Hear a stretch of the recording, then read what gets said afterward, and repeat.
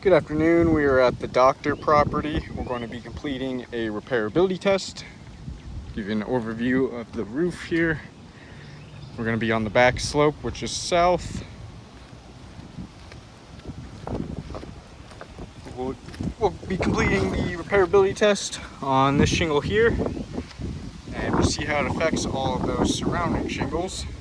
I'll give you an overview of all of those surrounding shingles before we get started, showing you the current condition. All of those surrounding shingles could potentially be damaged during the repairability test, so we will take another look once we are complete and see those results. For my tools, I'll be using a flat bar, roof snake, putty knife, and a hammer. Then we have this 45-degree tool square that we'll use to give us a visual for 45 degrees. I'll just go ahead and unseal this shingle here, so that way we can slide that square underneath.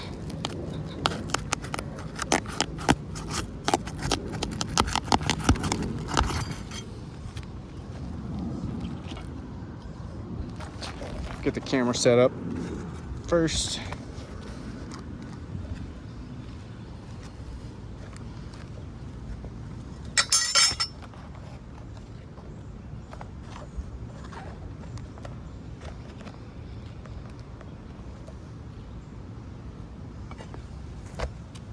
Alright, so I'll slide the square underneath.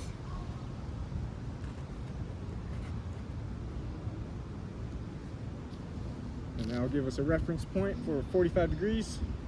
And any of those shingles will be lifting throughout the repairability test. We will keep them at 45 degrees or below. Get started by unsealing all of those surrounding shingles. We'll use the putty knife to unseal the top shingles.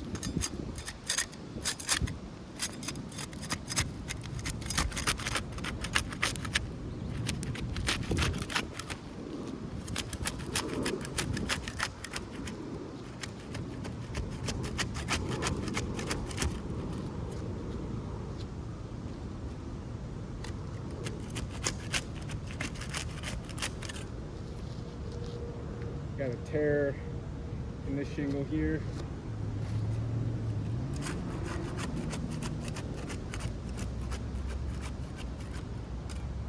Got a tear starting in that area as well.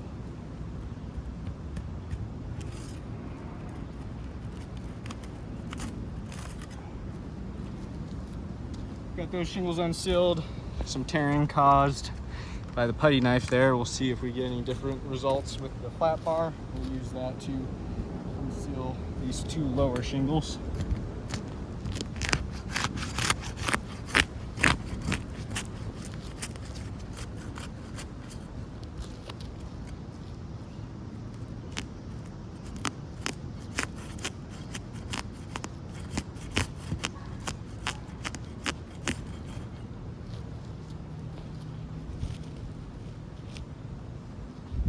Got all of those shingles unsealed. We'll start removing those nails now.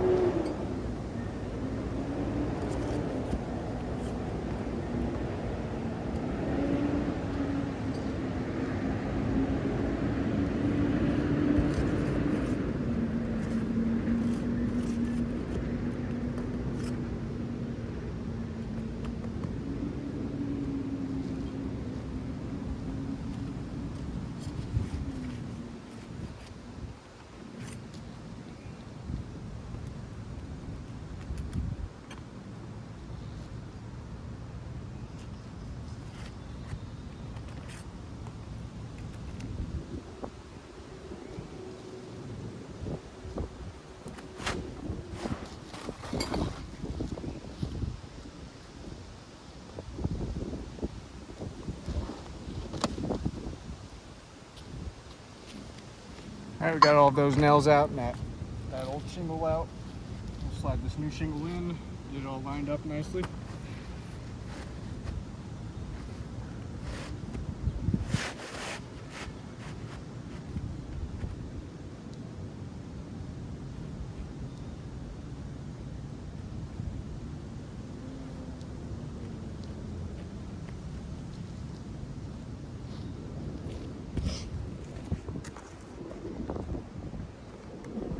Start getting some nails in there now. We're using the roof snake to drive those nails in.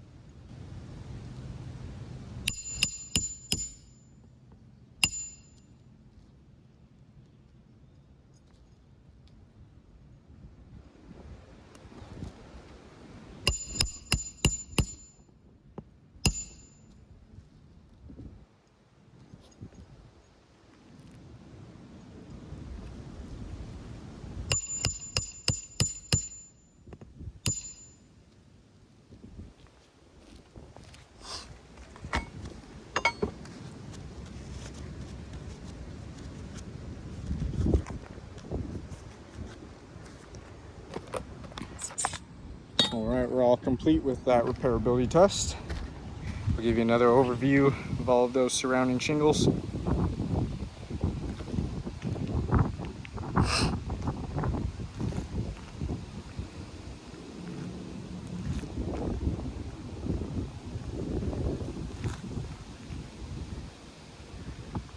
We'll take a closer look at all of those shingles right above that new shingle.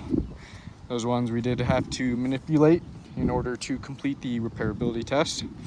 So we'll take a look at any damages that occurred throughout the repairability test. So we'll take a look at stress fractures that occurred on these shingles. You can see where the matting was broke along this shingle here. Due to that lifting, we can see how much that's starting to crease right there just from lifting it, not even that high at all. So we can see how the stress fractures were caused on this shingle. Shingles are a little bit older, pretty brittle, so we can see just that small amount of lifting caused the matting to fracture right there. And that'll be damaging the integrity of the shingle, making the shingle much weaker. We can feel where it's much weaker due to that stress fracture. So that's going to make it so the shingles are not able to do what they're designed to do as best as they should. These shingles are designed to shed water. You can see that stress fracture there real bad. The matting on the shingle is the main component for the water shedding. So with all of that matting being fractured now, those water shedding capabilities are going to be compromised. You can see where this shingle here is fractured. You can see a difference compared to this other side here, which we did not have to lift much. We just had to lift this side in order to remove the nail from that shingle. And so we only had to lift this side, and we can see that side has the stress fractures along there, while this side does not. We can feel that's much stronger on this side. So pretty big difference in the condition now, just on that one shingle. We can see the little side-by-side comparison there. Same thing down here, stress fractured along here. And then over here, we had those tears from the putty knife. You can see the putty knife tore right through that shingle there. Pretty large puncture there. And then same thing here. You can see where that piece stuck to the tar line there.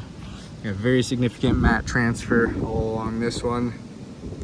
You can see all of that. You can see all that exposed fiberglass on the bottom of that shingle due to all of that mat transfer.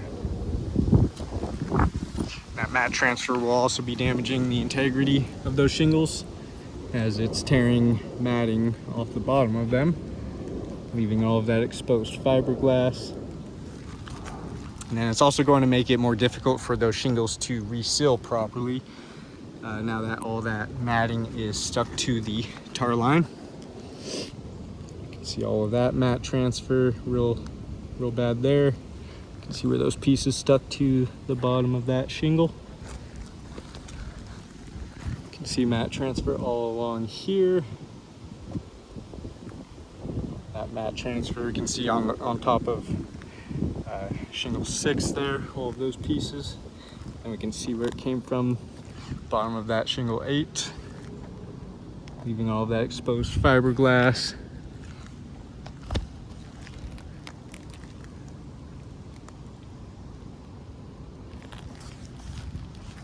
Check this damaged shingle, see if we're having any mat transfer on there. Yeah, we can see quite a bit of mat transfer along there. So we should be able to see that on the bottom of this shingle, where all those pieces were coming from.